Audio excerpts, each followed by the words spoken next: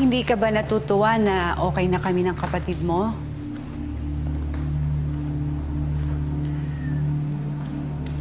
Anak? Naninibago lang po siguro ako, Ma. Ako rin naman eh. Dati sobrang bigat ng dugo ko sa anak ng tatay mo.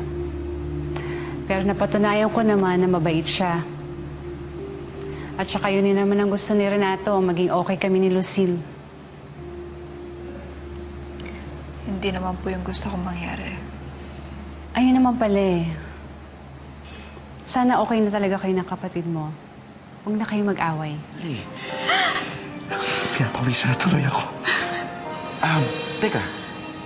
Ano nga ba nangyari kanina? Nagalit ba mga parents mo nung nalaman nila yung ginawa ni Lucille? Mas kinampihan pa ni Mami si Lucille. Alam mo, hindi ko alam kung anong ginawa ni Lucille. Pero bigla na lang naging mabait sa kanya si Mami.